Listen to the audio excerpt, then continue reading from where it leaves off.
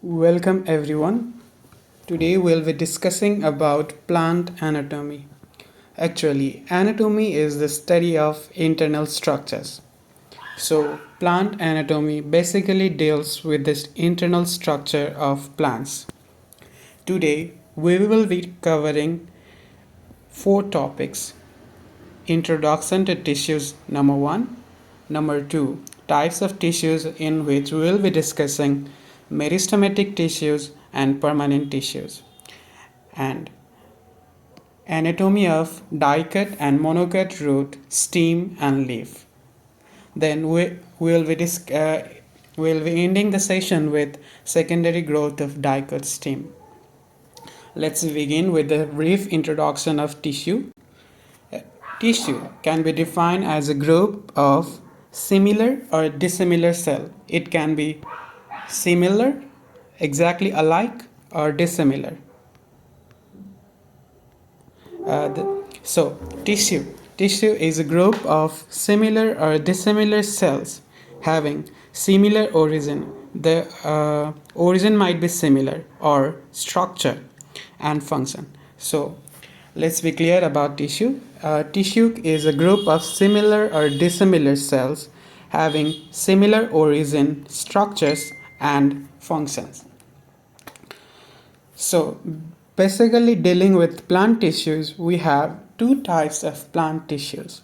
They are meristematic tissues and permanent tissues.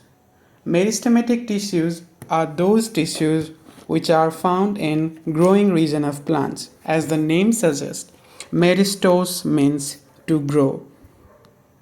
So meristematic tissues are found at the growing end of plants. The next type of plant tissue is permanent tissues. As the name suggests, permanent tissues are incapable of cell division as they are in permanent phase. So we can divide meristematic tissues based on origin, based on function, and based on location. Let's see. Based on origin, there are three types of meristematic tissues. They are promeristem, primary meristem, and secondary meristem.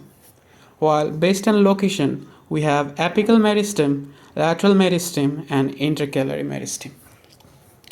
While in permanent tissues, the plant tissues are simple permanent tissues or complex permanent tissues. In complex permanent tissues, it can be xylem or phloem. So let's begin with the introduction of meristematic tissues. As I have said earlier, meristematic tissues means those tissues which are found at the growing end of the plant. As the name suggests, meristos means to grow. So meristematic tissues are found in the growing region of plants. Let's briefly summarize the characteristics of meristematic tissues. So number 1, it is actively growing. I have said it number of times, it is actively growing tissue.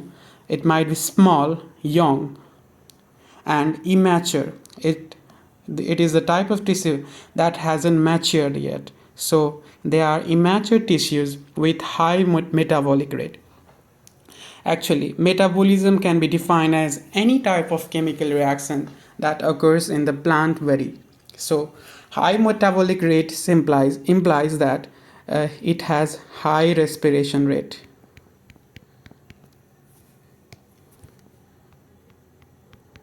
It means respiration rate in those meristematic tissues are high. So talking about next characteristic of meristematic tissues, they have thin cellulosic cell wall. Actually, the cell wall chemical composition is cellulose and it is thin in nature. The next characteristic, meristematic tissues are isodiametric. Isodiametric means the cells are exactly same in size. Isodiametric, and they can be oval, rounded, or polygonal. So it says the characteristic of meristematic tissues is it it can be isodiametric, oval, rounded, or polygonal. Meristematic tissues possess dense cytoplasm and distinct nucleus. It is because uh, meristematic tissues have high metabolic rate. So the cytoplasm is denser and nucleus is more distinct. You have to remember the meristematic tissues possess few or no vacuole. There might be few vacuole or not any vacuole at all. You have to remember this. Meristematic tissues have few or no vacuole. The spaces that lies between any two cells is known as intercellular space. You can see there are no any intercellular spaces in the meristematic tissues.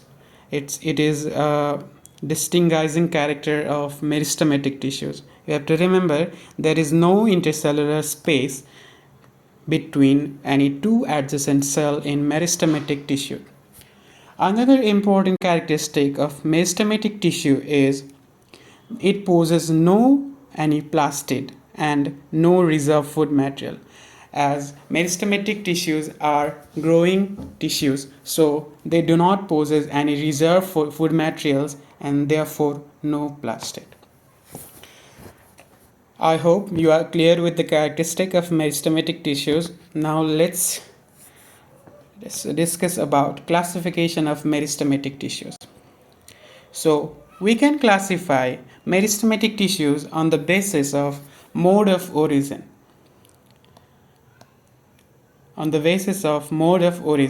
And they are promeristem.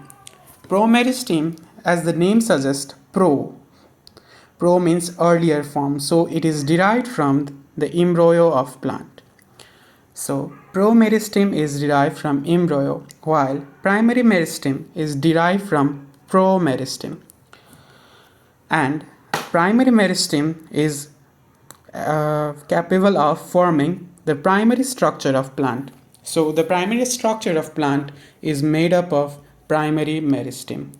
It's very easy. Primary meristem makes primary structure of plant. Then secondary meristem. Secondary meristems are derived from primary permanent tissue by dedifferentiation at the time of secondary growth, which we will be discussing later on, and healing. Let me make you clear with this. Firstly, we have embryo. Embryo gives rise to promeristem. Promeristem is able to form primary meristem. Then primary meristem on differentiation forms primary permanent tissue. Remember, primary meristem on differentiation forms primary permanent tissue, and which undergoes dedifferentiation to form secondary meristem. Are you clear with it? It means primary meristem goes differentiation to form primary permanent tissue, which undergoes dedifferentiation to form secondary meristem. I hope you are clear with it. Some examples of secondary meristem are intravascular cambium, cork cambium, and many more. We'll be discussing about cambium, secondary growth in our next session. So let's continue with further classification of meristem. Let's begin. Let's start classification of meristem on the basis of location.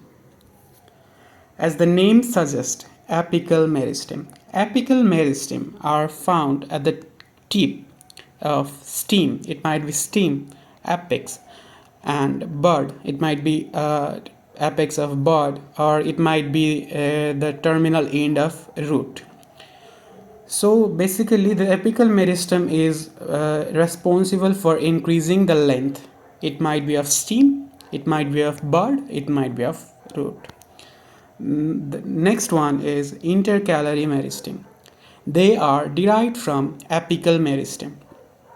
You must remember intercalary meristem is derived from apical meristem. You note down. Intercalary meristem are derived from apical meristem. They are situated at base of leaf and internode, and the function of intercalary meristem is also to increase the length.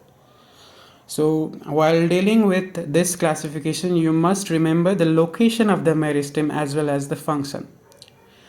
The last one on the basis of location is lateral meristem. Lateral meristem are situated along the side of stem, and its function is to increase the thickness or girth of stem. The third classification is based on the basis of function, and the classification is the protoderm. Protoderms basically forms epidermis in case of stem, while it forms epiblema in case of roots. Be clear with it. Epidermis forms the outer layer of stem or green parts, while epiblema forms the outer covering of roots. Then the further classification is ground meristem. Ground meristem, as the name suggests, forms ground tissues. What are included in ground tissues? You must know hypodermis, cortex, endodermis. So hypodermis, cortex, endodermis are formed by ground meristem. The last one is procambium. Procambium forms vascular tissues. Vascular tissues in case of human or other living organism is blood, while in case of plant it's xylem and phloem. So be clear with it. Any conducting tissues are not termed as vascular tissues. So the water, nutrients, and other kinds of minerals are basically conducted by those xylem and phloem. So they are termed as vascular tissues, which is formed by procambium.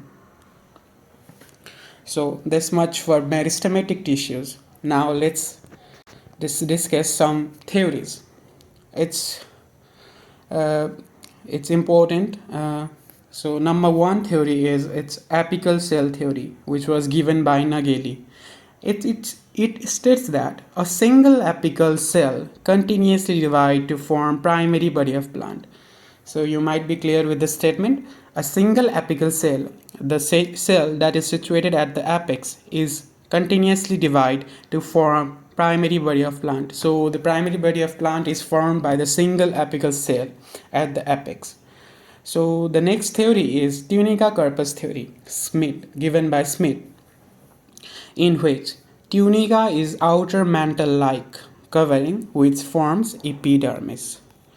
The outer covering is formed from tunica, while inner covering is formed from corpus. So corpus is central undifferentiated multi-layered cell which forms cortex, pericycle, and vascular tissues.